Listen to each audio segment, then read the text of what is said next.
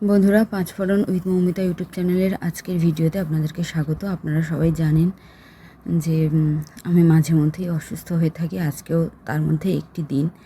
তবে জানেন তো, আজকে এর মধ্যে একটি ভিডিও দেখে মনটা বড় শান্ত হয়ে গেল।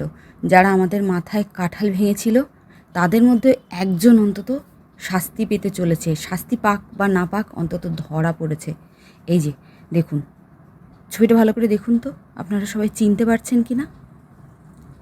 এই ভদ্রলোককে চিনতে পারছেন তো? এবার দেখুন ইনি কার সঙ্গে কোথায় কখন যাতায়াত করছেন। একটু ভালো করে দেখুন ভিডিওটা। দেখছেন? এইবারে দেখুন তার শ্রীঘরে যাওয়ার ব্যবস্থা কিভাবে হচ্ছে। দেখুন সেই ভিডিওটা।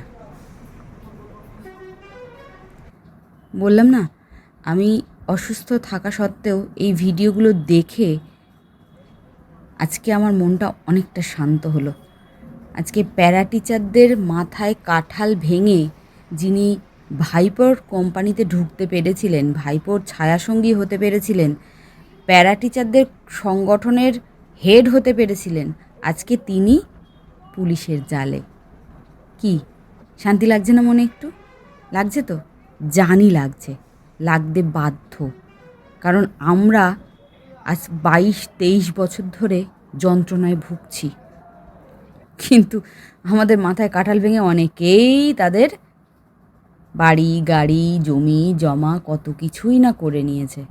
আর আমরা সেই সাধারণ প্যারা টিচার, সাধারণ পার্শ্ব শিক্ষক যে তিমিরে ছিলাম, সেই তিমিরেই পড়ে আছি।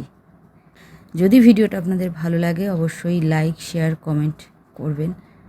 আর সবাইকে জানান, ভালো করে জানান।